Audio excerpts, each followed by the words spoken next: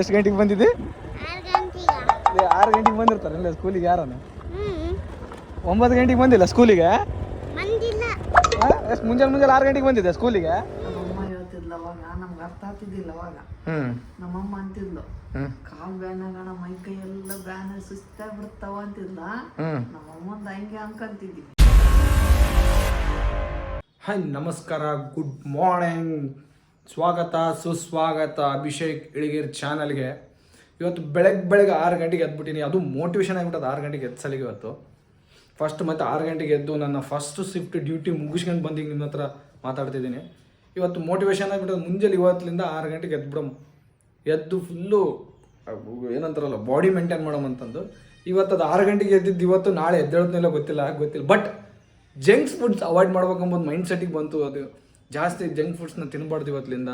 ಅಲ್ಲ ಸ್ವಲ್ಪ ದೂರ ಇಡಮಂತ ಅಂದ್ಕೊಂಡಿದ್ದೀನಿ. ಅದನ್ನ ಮಾಡ್ತೀನಿ ಅಂತ ನನಗೂ ಆಸೆ ಇದೆ. ಬಟ್ ಎದ್ದೇಳೋದಂತರೂ ಸಾಧ್ಯ ಇಲ್ಲ, ಗೊತ್ತಿಲ್ಲ. ಎದ್ದಿರ್ಬೋದಿಲ್ಲ ಅಂದ್ರೆಲ್ಲ 6 ಗಂಟೆಗೆ ಎದ್ದೇಳೋಕ್ಕೆ ಈಗಲಿಂದ ಟ್ರೈ ಮಾಡ್ತೀನಿ. ಯಾಕಂದರೆ ಬೆಳಗ್ಗೆ ವಾತಾವರಣ ನೋಡಿದ್ರೆ ಒಂಥರ ಫ್ರೆಶ್ ಆಗಿ ಕಾಣಿಸುತ್ತೆ. ಇವತ್ತು ಅದು ಎದ್ದು ಸ್ವಲ್ಪ ಹೊರಗಡೆ ವಾಕಿಂಗ್ ಹೋಗಿ ಬಂದ್ಸಲ ನನಗೆ ಆ ಥರ ಅನಿಸುತ್ತೇನೋ. ಅದಕ್ಕೆ ಇವತ್ತಿನಿಂದ ನಾನು ಅದೇ ಫಾಲೋ ಮಾಡ್ಬೇಕಂತ ಅಂದ್ಕೊಂಡಿದ್ದೀನಿ. ನಿಮ್ಮ ಈಗ ಮಾರ್ನಿಂಗ್ ಟಿಫಿನ್ ಬಂದು ಚಪಾತಿ ಮತ್ತು ಕೋಸ್ಗಡ್ಡಿ. ಅದು ಸಖತ್ತಾಗಿರುತ್ತೆ ಟೇಸ್ಟ್. ನಾನು ಜಾಸ್ತಿ ತಿನ್ನಲ್ಲ ಕೋಸ್ಗಡ್ಡಿ ನಾನು. ಬಟ್ ಇವತ್ತಿದ್ದು ಯಾವುದು ಜಂಕ್ ಫುಡ್ ತಿನ್ನಂಗಿಲ್ಲ ಅಂತ ಹೇಳಿದ್ದೀನಲ್ಲ, ಅದಕ್ಕೆ ಇವತ್ತಿಂದ ಎಲ್ಲ ಮನೇಲಿ ಫುಡ್ಡೇ ನೀಟಾಗಿ ಏನೇ ಮಾಡಿದ್ರು ಮನೇಲಿ ಫುಡ್ಡನ್ನೇ ತಿನ್ಬೇಕು ಈಗಲಿಂದ. Good afternoon friends. Time already 2:48 ಆಗತ್ತೆ ಟೈಮು. ಫುಲ್ಲು ಹಸುವಾಗತ್ತದ. ಈಗ ಬಂದಿನಿ ಡ್ಯೂಟಿ ಮುಗಿಸ್ಕೊಂಡು 1.5 ಕಿಲೋಮೀಟ್ರ್ ನಡ್ಕೊಂಡು ಬಂದಿದ್ದೀನಿ. ಅಪ್ಪ ಸಾಕಾಗೋಯ್ತು. ಮನೆಗೆ ಬಂತು. ಊರಿಗೆ ಹೊಂಟೇನು? ಹೌದಪ್ಪ. ಎಷ್ಟು ದಿನ? ಎಷ್ಟು ದಿನ? ನಾಳೆ ಎದು ಗಳಾಗತ್ತಲ್ಲ ಕಣ್ಣಾಗ? ಇಲ್ಲಪ್ಪ, ನಾನೇ ಕಳ್ಳು ಬಿಟ್ಟು ಅಕ್ಕ. ಮತ್ತೆ ಅಲ್ಲಿ ನೋಡಿ ಕಣ್ಣು ಕೆಂಪಗೆ ಆಗ್ಯವ. ಹಾಂ ಮಮ್ಮಿ ಮೊಣಕಾಲು ಬ್ಯಾನ್ ಆದಾಗ ಜಗ್ಗು ಮೈ ಸುಸ್ತಾಗ್ಬಿಡ್ತೈತೆ. ಮೈ ಸುಸ್ತಾಗಿ ಎನರ್ಜಿ ಕಡಿಮೆ ಆದಂಗೆ ಆಗ್ಬಿಡುತ್ತೆ. ಏನಪ್ಪ ನಮ್ಮಮ್ಮ ಹೇಳ್ತಿದ್ಲು ಅವಾಗ, ನಮ್ಗೆ ಅರ್ಥ ಆಗ್ತಿದ್ದಿಲ್ಲ ಅವಾಗ. ನಮ್ಮಮ್ಮ ಅಂತಿದ್ಲು, ಕಾಲ್ ಬ್ಯಾನ್ ಆಗೋಣ, ಮೈ ಕೈ ಎಲ್ಲ ಬ್ಯಾನ್ ಸುಸ್ತಾಗಿ ಬಿಡ್ತಾವ ಅಂತಿದ್ಲ. ನಮ್ಮಮ್ಮಂದ ಹಂಗೆ ಅನ್ಕೊಂತಿದ್ವಿ. ಇವಾಗ ನಾನು ನಿನಗೆ ನೋವಾದಾಗ ಗೊತ್ತಾಗತ್ತದೆ ಈಗ. ಆದ್ರೆ ಅದು ಸಿರಪ್ ಇದ್ವಲ್ಲ ಅವೆಲ್ಲ ಕುಡ್ದೆ ಇಲ್ಲ ತೋರಿಸಿ ಮನೆ. ಹಾಂ ಮತ್ತೆ ಅದನ್ನ ತರಿಸಿ ಹೇಳಿದ್ರೆ ಖಾಲಿ ಆಗ್ಯದ ಅಂತ ಹೇಳಿ ಕುಡ್ಕೊಂಡ್ ಕುಂದಿರ್ತೆ.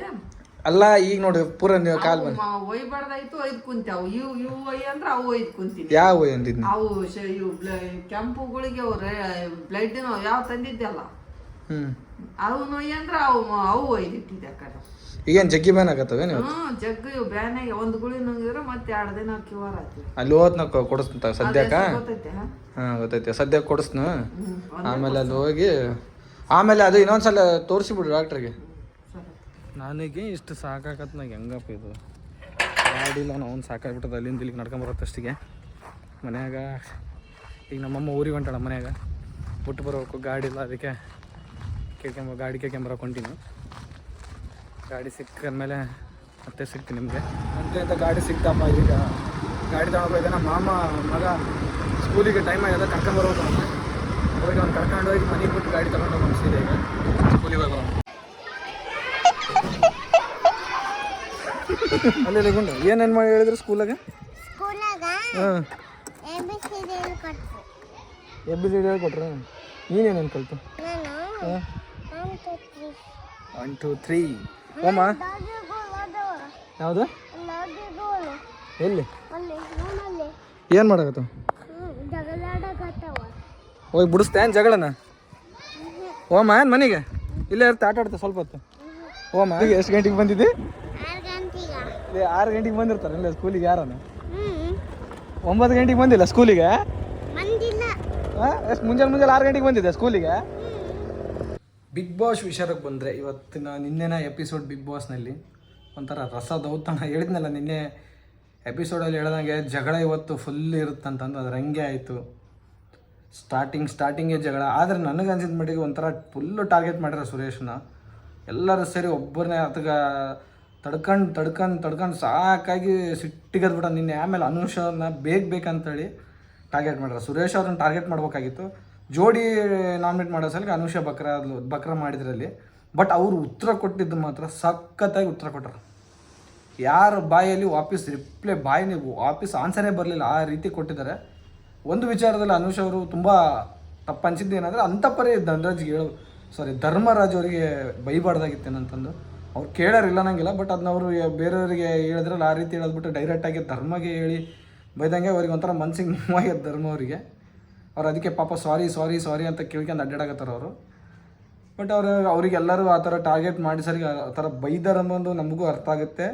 ಆಮೇಲೆ ಸುರೇಶ್ ಅವ್ರ ವಿಚಾರಕ್ಕೆ ಬಂದರೆ ಒಂದೇ ಒಂದು ವಿಚಾರ ಇಟ್ಕೊಂಡು ಆಡಿದ ಟಾಸ್ಕಲ್ಲಿ ನಾನು ಒದ್ದು ಬಿಡ್ತೀನಿ ಅಂತ ಹೇಳಿದ್ದು ಒಂದೇ ವಿಚಾರ ಇಟ್ಕೊಂಡು ಅದನ್ನೇ ಹೇಳ್ಕೊಂತ ನನಗೆ ಹೆಣ್ಮಕ್ಳಿಗೆ ರೆಸ್ಪೆಕ್ಟೇ ಕೊಡೋಂಗಿಲ್ಲ, ನೀವು ಹೆಣ್ಮಕ್ಳಿಗೆ ಒದಿತೀರಿ ಅಂದಿರಿ ನೀವು, ಅದು ನಮ್ಗೆ ಇಷ್ಟ ಇಲ್ಲ.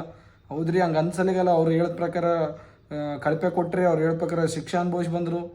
ಬಟ್ ನೆಕ್ಸ್ಟ್ ಈ ವಾರ ಹೋಗೋಯ್ತು. ಈ ವಾರ ಅದನ್ನ ಚೇಂಜ್ ಮಾಡ್ಕೊಬೇಕಂದ್ರೆ ನೀವು ಅದನ್ನೇ ಹೇಳಕತ್ತಾರಲ್ಲ, ಅದನ್ನ ಕ್ವಶನ್ ಡೈರೆಕ್ಟಾಗಿ ಕೇಳಿದೆ ಎಲ್ಲರಿಗೆ. ಈಗ ನನಗೆ ಅಂಜಿದ ಮಟ್ಟಿಗೆ ಈಗ ಅವರು ಈ ಮಾತುಗಳೆಲ್ಲ ಬರಲ್ಲ ಅಂತ ನಾನು ಅಂದ್ಕೊಂಡಿದ್ದೀನಿ. ನೆಕ್ಸ್ಟು ಯಾರು ನಾಮಿನೇಷನ್ ಟಾಸ್ಕ್ ಸ್ಟಾರ್ಟ್ ಆಗುತ್ತೆ. ಇಂಟ್ರೆಸ್ಟಿಂಗಲ್ಲಿ ಇದರಲ್ಲಿ ಸ್ಪೆಸಿಫಿಕ್ಕಾಗಿ ಇಬ್ಬರದು ಮಾತ್ರ ನನಗೆ ಒಂಥರ ಒಬ್ಬರದು ಇಷ್ಟ ಆಯಿತು, ಇನ್ನೊಬ್ರದ್ದು ಓಕೆ ಅನಿಸ್ತು. ಫಸ್ಟ್ ಇಷ್ಟ ಆಗಿದ್ದು ಶಶಿ ಅವ್ರದ್ದು, ಚೈತ್ರ ಅವ್ರದ್ರಲ್ಲಿ. ಅವರಿಬ್ಬರು ಪರ್ಸ್ನಲ್ ಬಗ್ಗೆ ಮಾತಾಡ್ಕೊಂಡ್ರು. ನಿಮಗೆ ಇಲ್ಲಿ ಇರೋಕ್ಕೆ ಎಷ್ಟು ಅವಶ್ಯಕತೆ ಇದೆ ಅಂತ ಅವ್ರು ಹೇಳಿದ್ರು, ಇವ್ರಿಗೆ ಎಷ್ಟು ಅವಶ್ಯಕತೆ ಅಂತ ಇವ್ರು ಹೇಳಿದ್ರು. ಬಟ್ ಅವರು ಚೈತ್ರಗೋಸ್ಕರ ತ್ಯಾಗ ಮಾಡಿದ್ರಿಲ್ಲ, ನೀವು ಏನೋ ಪ್ರೂವ್ ಮಾಡ್ಬೇಕು ಅಂದ್ಕೊಂಡಿದ್ರೆ ಪ್ರೂವ್ ಮಾಡ್ಕೊಳ್ಳಿ ಅಂತಂದು ಆ ಥರ ಸ್ವಲ್ಪ ಅಂಡರ್ಸ್ಟ್ಯಾಂಡಿಂಗ್ ಬಂದವರು ನಾಮಿನೇಟ್ ಆದರು. ಆಮೇಲೆ ಧರ್ಮ ಮತ್ತು ಅನುಷ ಅವರಲ್ಲಿ ಐಶ್ವರ್ಯಲ್ಲಿ ಧರ್ಮ ಅವರೇ ತ್ಯಾಗ ಮಾಡಿಬಿಟ್ರಲ್ಲ, ಅದು ನನಗನ್ಸಿದ ಮಟ್ಟಿಗೆ ನಮಗನ್ಸಿದ ಮಟ್ಟಿಗೆ ತುಂಬ ತಪ್ಪು. ವಾದ ಮಾಡಬೇಕಾಗಿತ್ತು. ಹೌದ್ರಿ, ನೀವು ನಾಮಿನೇಟ್ ಆಗಿ ಇದರಿಂದ ಸೇವ್ ಆಗಿ ಬಂದರೆ ಒಂಥರ ಬೆಸ್ಟ್ ಅಂತ ಹೇಳೋದ್ರಲ್ಲಿ, ಅದೇ ನಾಮಿನೇಟಲ್ಲಿ ದುರದೃಷ್ಟಕ್ಕೆ ನೀವು ಹೆಲ್ಮೆಟ್ ಆಗೋದ್ರೆ ಏನು ಮಾಡ್ತೀರ?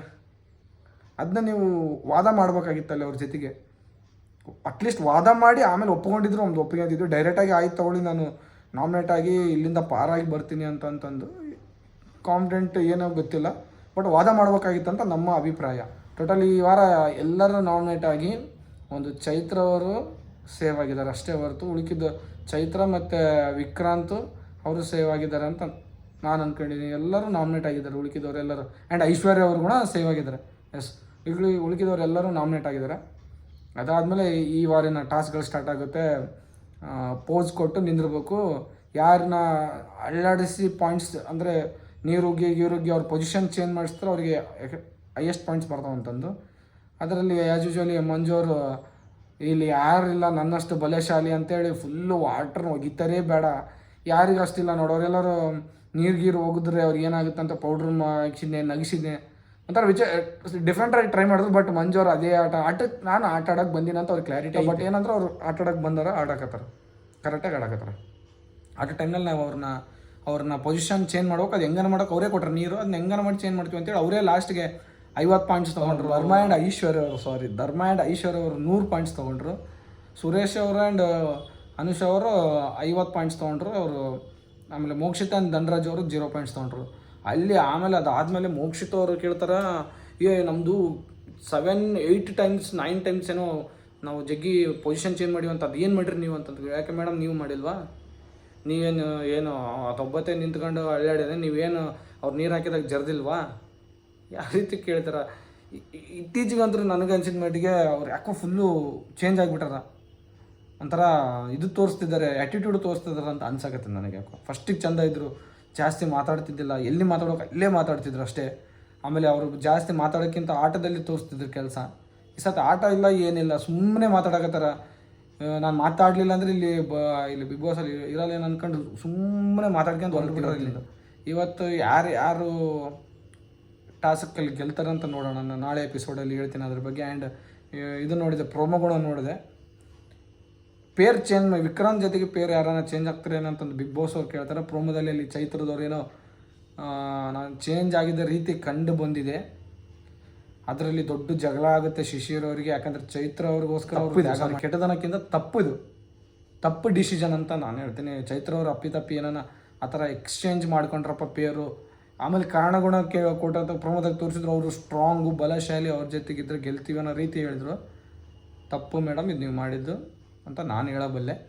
ನೋಡೋಣ ಇವತ್ತಿನ ಎಪಿಸೋಡ್ ಪೂರ ನೋಡಿ ಅದು ಏನಂತ ನೋಡಿ ನಾಳೆ ಮತ್ತೆ ನಿಮ್ಗೆ